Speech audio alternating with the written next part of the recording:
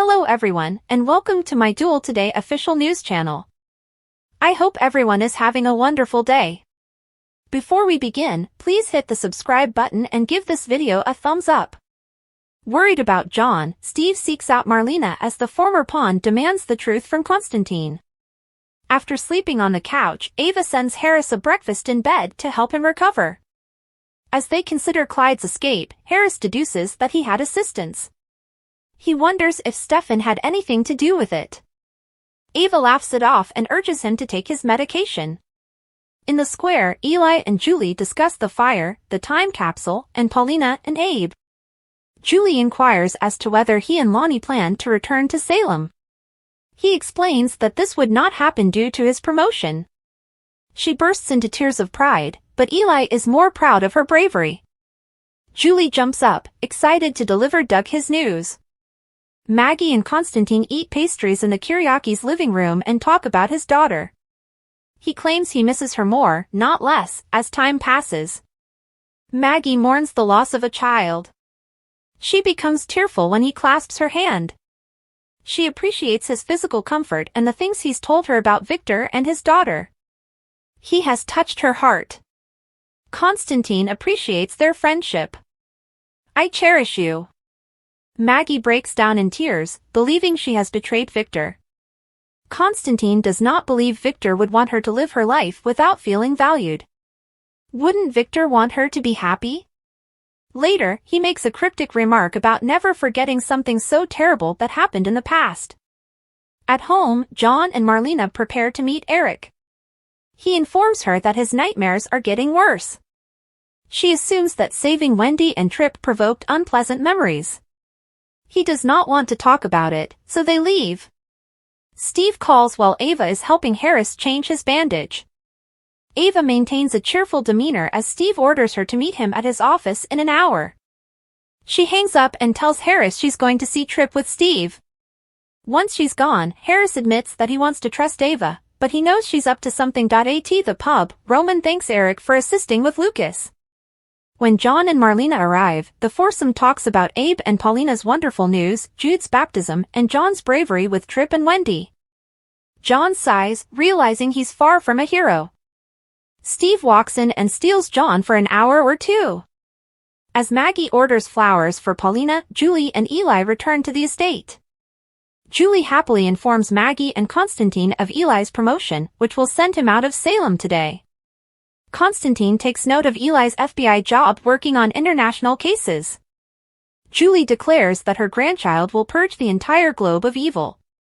Konstantin excuses himself to make a call to Greece.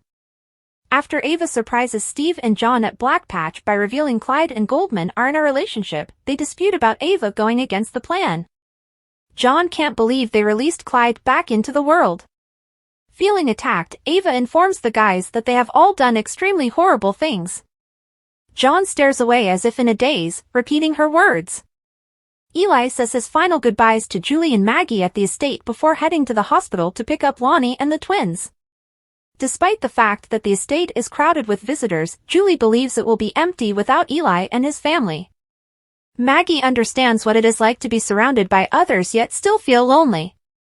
Marlena inquires at the pub about Sloane's well-being. Eric hesitates before persuading Marlena to tell a perplexed Roman about the night of their dinner party. Marlena defends Sloane's drinking, but Eric reveals he thinks she's jealous of Jude. Eric understands he is fascinated with his son, but he despises hearing him cry or being separated from him. Marlena understands this. Eric compliments Marlena and Roman for being such wonderful parents to him. At Ava's, an agitated Harris speaks on the phone with Rafe, who has no information about Clyde. He then tries to play solitaire, but becomes antsy. He calls Stefan and leaves an angry message. Stefan will dislike Harris's actions if he does not call or find him. As John keeps silent at Black Patch, Ava promises that no one will know what they did. Steve is concerned about her mob pals. Ava assures him that she is handling things. John stands back as Steve and Ava leave for the hospital. John calls Konstantin. When Konstantin arrives at the office, John explains that his life has changed since they met in the park a few weeks ago.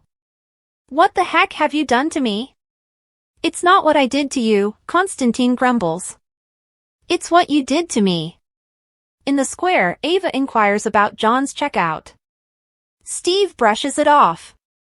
Ava truly thanks Steve for reviving Trip. She knows he dislikes the way she handled things, but all she cared about was rescuing their son. They agree to differ about how things turned out. Ava departs to check on things at the house. When Ava returns home, she finds a single rose on the breakfast plate in her room but no Harris. Meanwhile, Steve returns to the pub to inform Marlena that they need to talk about John alone. Maggie tells Julie at the mansion how much she misses Victor and feels horrible about falling for Konstantin. Julie reminds her that there is no guilt in not wanting to be alone. Victor would offer her his blessing because he wanted her to be happy and loved. Wait, what? Days of Our Lives Paul Telfer and Ashley Puzimis tease the inevitable Xander twist that could set all items and services mentioned on Holly's Straight are chosen freely by the editors. However, soaps.com may earn a commission on orders placed through its retail links, and the merchant may obtain certain auditable data for financial reporting. Fans of Days of Our Lives are currently feeling put out with Holly. They've been waiting months for her to wake up from her overdose coma and reveal the substances she used. That would get Tate off the hook, out of the halfway house, and away from EJ's unwavering drive to ruin him. Instead, she's played stupid, preferring to protect her reputation and spare Nicole heartache over preventing Tate's life from being completely destroyed. To say people are disappointed in her is certainly an understatement. But she's still a fearful teen, and we'd be deceiving ourselves if we thought they always made the greatest decisions, especially in Salem, where they have such bad role models. And yet, there is one unexpected role model who may be able to set Holly right, though we never considered it until Ashley Puzimis took us behind the scenes for a funny encounter with Paul Telfer, Xander, and Lindsay Godfrey, Sarah. Days of Our Lives granted the young actress control of their Instagram account for a day, and she provided us a glimpse inside her life on the soap. That featured a history lesson on Holly and Xander. Puzimis informs a tickled Telfer in one of the tapes, which you can watch here. I heard that you kidnapped Holly when she was a baby. In between laughs, Xander's portrayer brings up a vital point. Look, the one thing that's been consistent throughout all of my kidnappings is that my victims always become my buddies later. One of them actually married me. Yeah, Puzimis laughs, we're besties. Maybe not yet. However, if the show remains consistent and they wind up becoming friends, it might be a game changer. After all, Xander was, kind of, her stepdad at one point when he forced Nicole into marriage. And honestly, there's no one better to set Holly on the straight and narrow.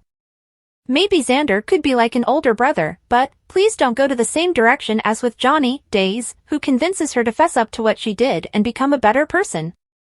It's something he's learned the hard way, so he could keep Holly from making the same mistakes as he did, over and over again.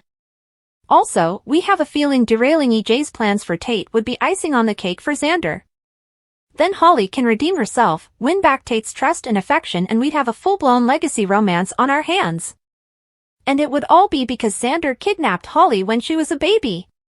Kind of.